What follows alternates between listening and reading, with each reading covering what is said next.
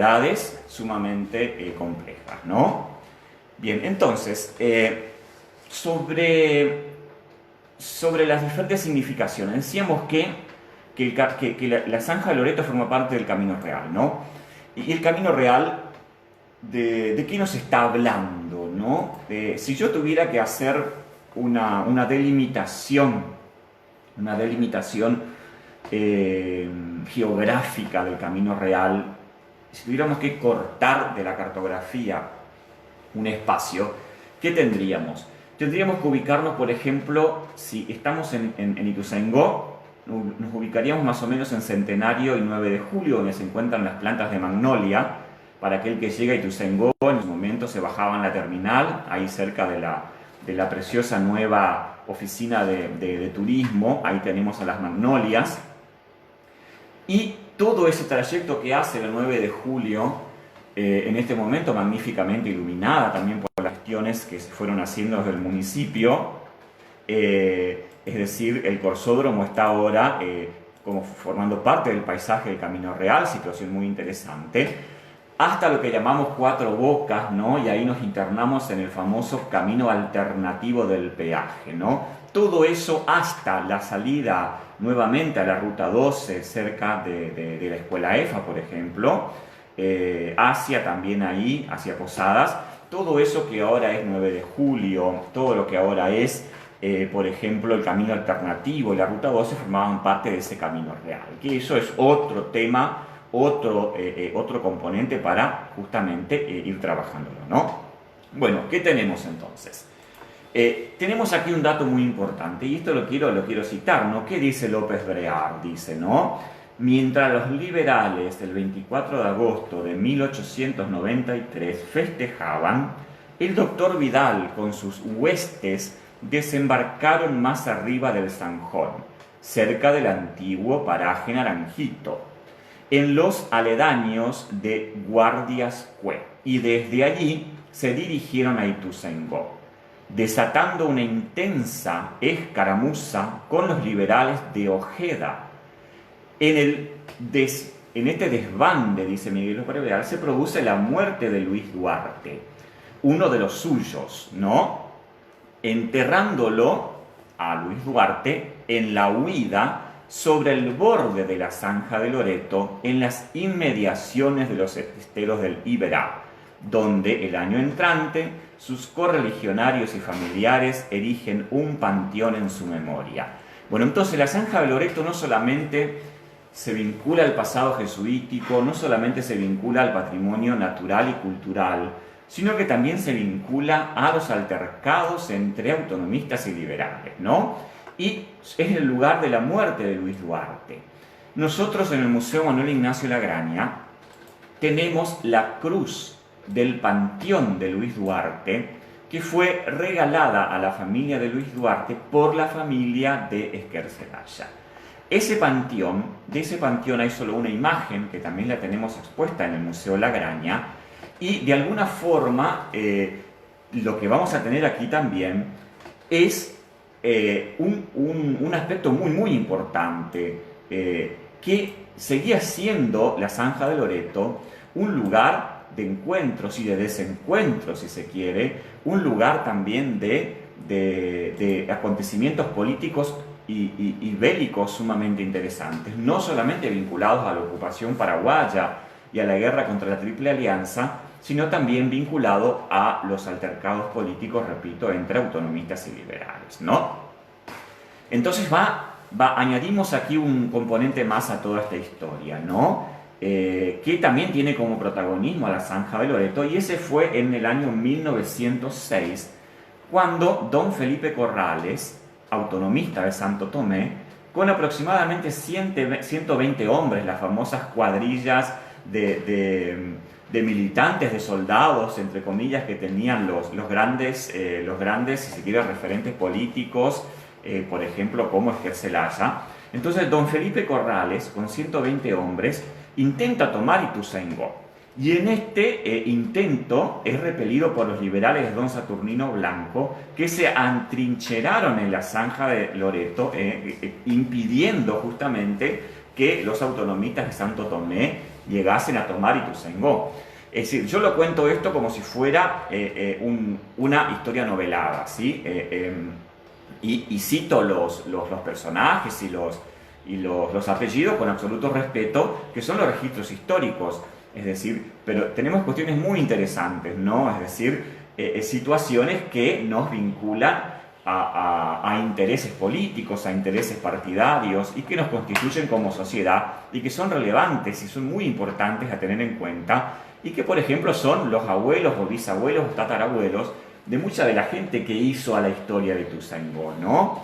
Es decir, aún hoy podemos encontrar a los familiares de Luis Duarte, del doctor Vidal, obviamente, de don Felipe Corrales, de don Saturnino Blanco. Es decir, son personalidades de la política, si se quiere, y del mundo, de la historia de la región, que siguen vivos en la narrativa de los abuelos, ¿no? De esta forma, entonces, ¿qué tenemos, no? Que hoy la zanja de Loreto, la tranquera de Loreto,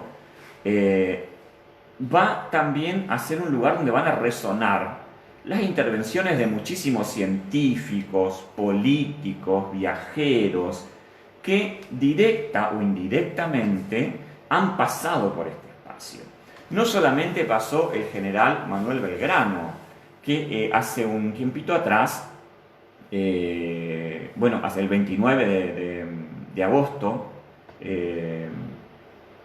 creo que fue, hace un par de semanitas atrás, hicimos junto a la coordinación de medio ambiente de la municipalidad y junto a una de las promociones del Colegio Juan Bautista Alberdi, se hizo la siembra del sarandí histórico, de un ejemplar clonal del sarandí histórico, en las inmediaciones del Museo Manuel Ignacio Lagraña sobre la zanja de Loreto, porque este sarandí está asociado al descanso del general Manuel Belgrano en Candelaria antes de emprender su viaje libertario al Paraguay cruzando el Paraná en 1810.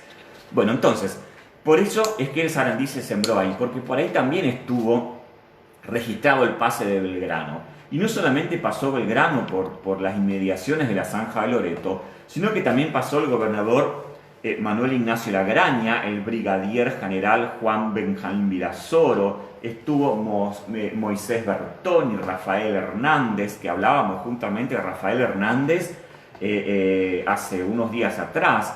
Estuvo también Juan Bautista Ambrosetti, ¿no? Karl Harsen Burmeister, un gran conocedor de la botánica, de la zoología de la región, Florencio de Basaldúa, entre varias otras personalidades que estuvieron en Ituzaingó. Es decir, el Camino Real, del cual forma parte la zanja de Loreto, estuvo visitado por científicos, por políticos, por botánicos, por zoólogos, por investigadores, por folclorólogos, que registraron Ituzaingó y vivieron Ituzaingó, un Ituzaingó de otro momento con las reminiscencias del siglo XVII.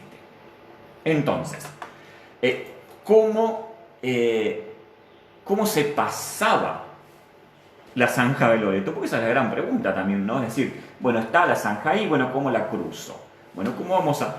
Y a lo largo de la historia reciente, si se quiere, del siglo XIX hasta el siglo XX, hubo como 3 intentos registrados de mantener la unidad entre un lado y el otro de la zanja de Loreto, ¿no? El primer registro conocido que nosotros tenemos, aquí saque su lapicera, anoten en su cuaderno, o no sé si tiene por ahí el papel del paquete de harina, anote por ahí atrás también.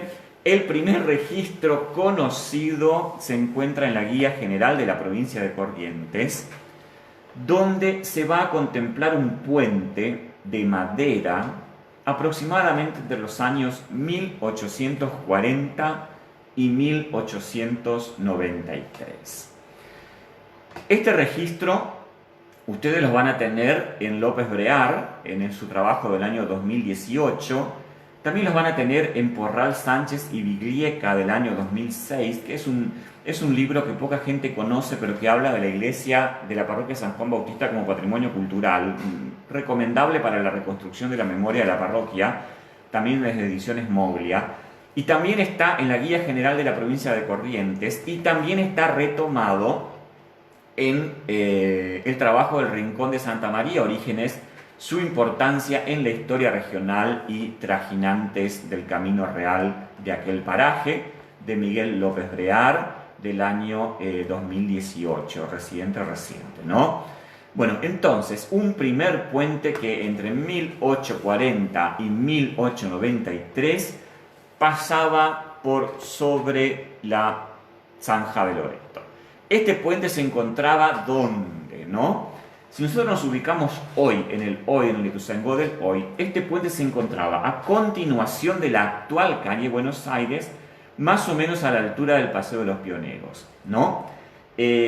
A la entrada de ese antiguo puente se hallaba la casa de un liberal también conocido, don Encarnación González, ¿no? A la entrada de ese puente. Es decir, que ese puente se encontraba, repito, a la altura del Paseo de los Pioneros. Paseo de los Pioneros, que es otro tema, es otro punto muy interesante que nosotros debemos tocar en algún momento, es decir, ¿por qué se llama Paseo de los Pioneros? ¿Y qué tiene que ver el Paseo de los Pioneros con la memoria de Ituzaingó? Que es muy interesante, ¿no? Bien, entonces tenemos ahí ese componente vinculado a un primer puente sobre la Zanja de Loreto, construido en madera, en grandes maderas, trozos de madera cruzadas, entrecruzadas. En la imagen, que ustedes no la pueden ver en este momento, ¿no? Pero la imagen muestra un conjunto de señoritas sobre el puente, vestidas con trajes blancos, capelinas y vestidos largos, en un paisaje de campo, es decir, con un horizonte totalmente abierto, ¿no? Una visibilidad significativa en esa imagen también acerca de uno o dos árboles que sobresalen en el horizonte sobre una zanja que de alguna forma ya en ese momento era significativa. Obviamente esto fue cambiando a lo largo del tiempo, pero que permitía justamente este puente cruzarla, o sea, hacer justamente un cruce ahí significativo, ¿no? Bien, ahora, ese puente va a estar más o menos hasta fines del siglo XIX, entre 1893 y 1895, obviamente el deterioro natural, si se quiere, de la madera y del uso hace que ese puente se degrade y desaparezca, ¿no? Ahora, entre ese periodo, entre fines del siglo XIX, principios del siglo XIX, principios del siglo XX, tenemos que hacer un salto. Ahí hay como un vacío de datos, ¿no?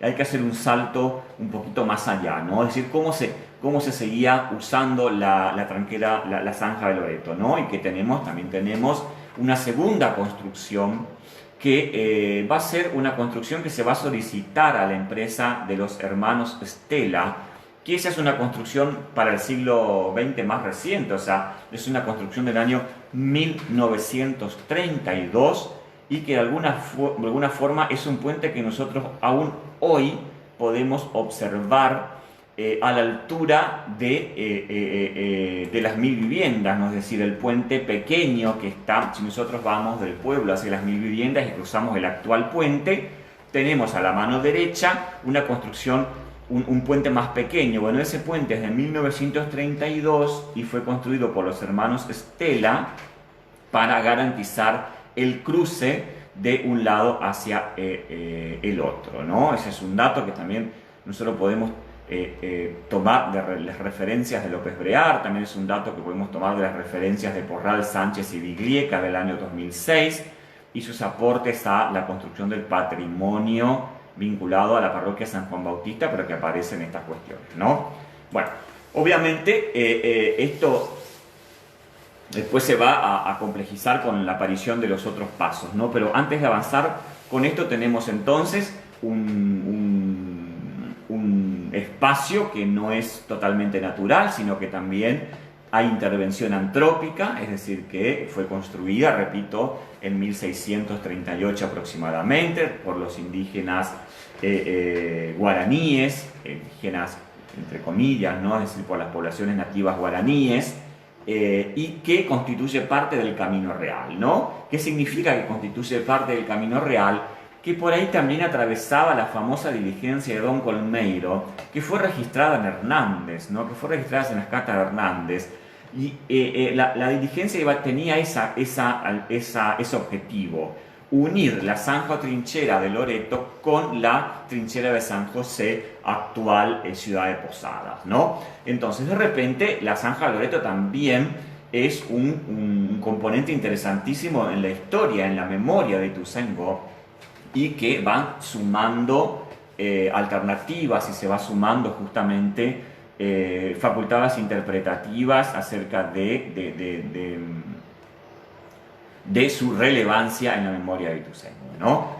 Bueno, el actual puente que ustedes cruzan todos los días, algunos no tanto, otros más frecuente, como para ir de un lado al otro de la zanja de Loreto, es un puente de aproximadamente 1980, y va a ser ese nuevo paso que va a ser ya parte de la obra, de la infraestructura emplazada por la entidad binacional Yacyretá en los inicios de la obra, y que es el puente que se va a utilizar hasta la actualidad, ¿no? Entonces tenemos como tres puentes, eso es muy interesante, que van a unir un lado con el otro lado de la zanja de Loreto. Aquel de madera, más de paisaje de pueblo, de 1893, que lo vamos a tener en la Guía General de la Provincia de Corrientes. Uno de 1932, que todavía está de pie, que es el de los hermanos Estela, y otro de 1980, que va a ser ya producto de la intervención de la entidad binacional Yacyretá. Este de 1932 es muy importante. ¿Y saben por qué, gente de Ituzaingó? Porque imagínense que en 1932 recién habían empezado los primeros estudios de la factibilidad del Paraná para la construcción de la represa hidroeléctrica Yacyretá. En 1932 no estaba asfaltada la ruta nacional número 12. En 1932 recién se estaba terminando la delimitación, como habíamos dicho, del perímetro del cementerio San Juan Bautista. En 1932 hacía 2 años que había recibido ese nombre, el cementerio San Juan Bautista. Es decir, es una fecha reciente pero muy antigua para la memoria de Ituzaingó. Es decir, en 1932 muchas de las casas que hoy tenemos en el casco histórico de Ituzaingó no estaban vigentes. Es decir, hay casonas muy antiguas, como la de la actual comisaría primera, que es del fin del siglo XIX, casas muy bellas, como la que fuera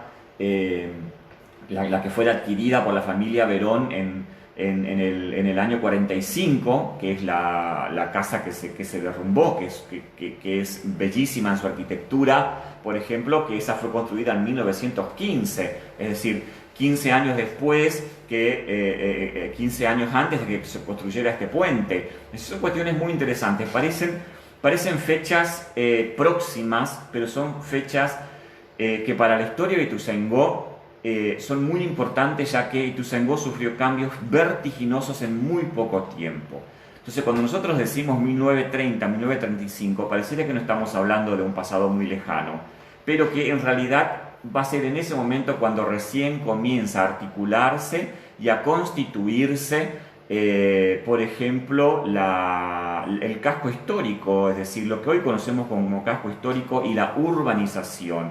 Y un punto importante, cuando se realiza la delimitación de un espacio, por ejemplo, repito el caso que ya hablamos hace un tiempito atrás del cementerio San Juan Bautista, va a ser en la década del 30 cuando se delimita el espacio y cuando se realiza el alambrado del espacio. Es decir, la delimitación de un espacio, la ocupación y la señalización de un espacio como lugar para habla del desarrollo urbano y de la planificación urbana de una comunidad. Entonces va a ser recién en este momento, en 1920, 1930, cuando se va a empezar a bosquejar de forma estadista, si se quiere, y planificada la estructura urbana que nosotros hoy conocemos en el actual Ituzaingó.